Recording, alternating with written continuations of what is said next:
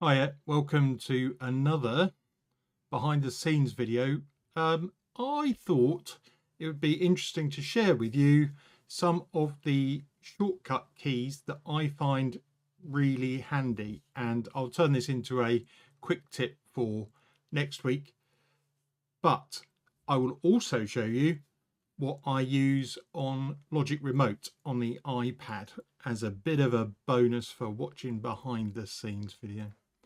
I suppose it goes without saying that if you don't know your command keys for select all, Command A, save, Command S, copy, paste, undo, redo, CV, ZY, get those committed to memory because those are super helpful. I assume if you are using this with any frequency, you know that R is record. Start our recording head. K, really handy, click track on and off.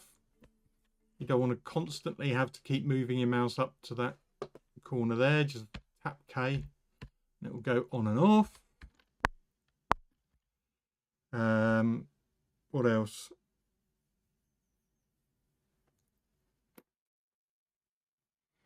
Spacebar, obviously for start and stop. Now I use this in a conjunction with the cycle range. Another useful key, Command C, is cycle range on and off, because what I will often do if I'm working on a section,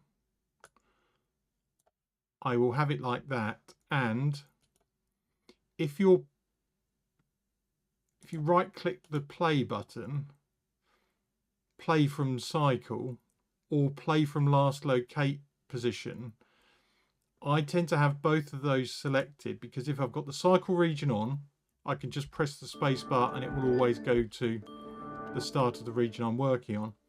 If I turn the cycle region off and I want to start playing, say here, you put the play head there and then press space.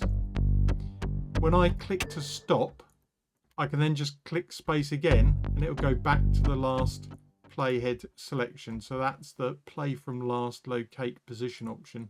If you've got those two on, seem to be the best option for me, because now if I need to go back to the working area, I just tap C, press space, and I'm back to the beginning. Another useful one is enter or return. That always takes you back to the beginning of the track. So wherever you are working, you just press enter and you can start your track from the beginning. Later on, this becomes less important because you've probably set up a cycle range to export your tracks, which may be like that. And then once I'm in this mode of I've set up my export region, I tend to leave the cycle region on and we'll just use play to go from there. Other useful ones, X brings up the mixer. That's really handy to do. O brings up your logic loops.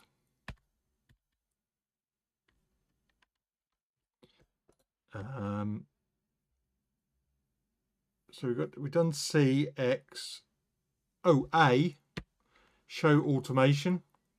So instead of having to go up and click this button every time, just tapping A will do that for you.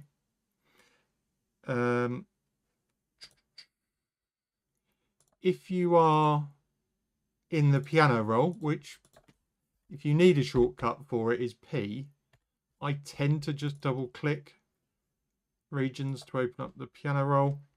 When you're in there, you've got quantize here. Now, often I will have this set on the value I want to quantize to, but knowing that you just tap Q, so a combination I tend to do is I will record something, go in and do Command A to select all, and then just tap Q and it will quantize everything. Then once it's quantized and everything's still selected, you can change the strength or you can change the quantized value. Stuff I tend not to use is muting and soloing, because if I'm looking at individual tracks, I know I can press M to mute something or S to solo it, but I don't find myself doing that because my mouse is probably selecting and around that area. But if you find it quicker to press M or S with your other hand, that is an option. And moving, now I'm going to show you my Logic remote interface in a second. If you don't have an iPad, a really handy one is, if you're in the piano roll, hold down Option and press the up arrow or down arrow. That moves a note by a semitone. If you hold down Option, Shift and up, you'll go up or down by an octave. I've got that on my Logic remote, as you'll see in a second.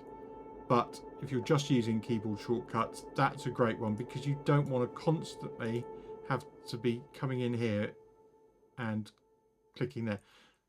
I suppose that's a good point as well, actually. If there is a shortcut you don't know, look for it next to the command. Maybe write it down, put it in front of you in your desk work area, and once you've used it enough times, it will get stuck in your head. That's probably the easiest thing to do. Was there anything else I was thinking of?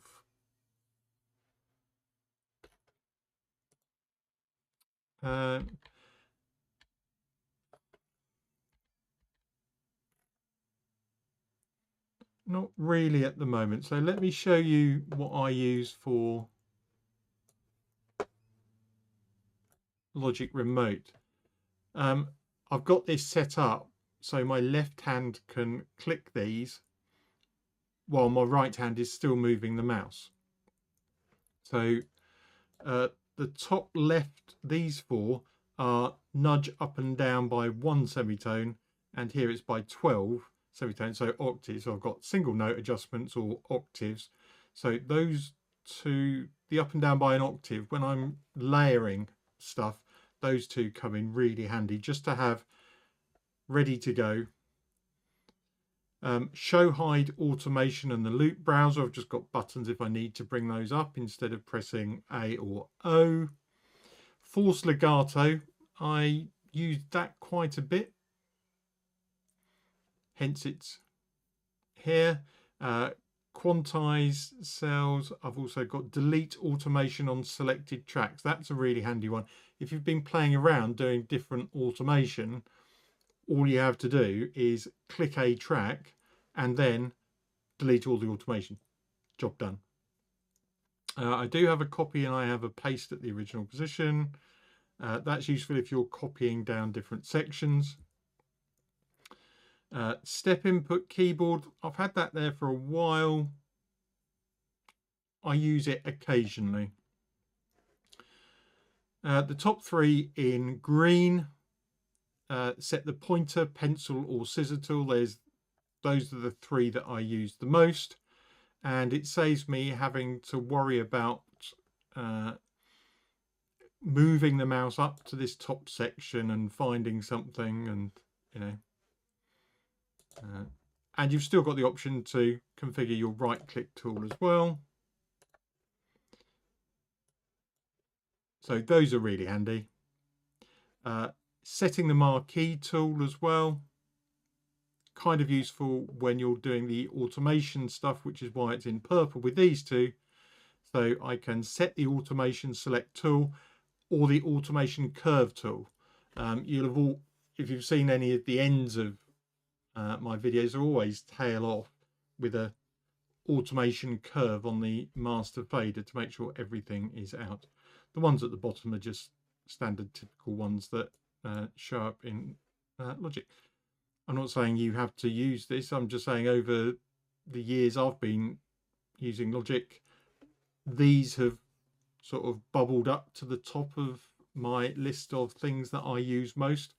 Hence, I've now got used to having them fixed just to the side, so I can click them. So I don't think I'm going to include that in the quick tips for Logic, because it kind of involves somebody having an iPad as well as an extra requirement. So I think I will stick to the main keys. If you've got any key commands that you find yourself doing, by all means, just pop them in the comment while you're doing the like and subscribe, because you were about to do that, weren't you? Yeah. That's it for this video. I will include your ideas if you get them to me quick enough for me to be able to add them into the video and they're good enough. Haha.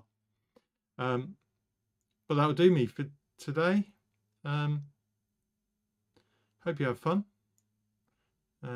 Chill out, make some cool music, and I'll catch you in the next video. Bye for now.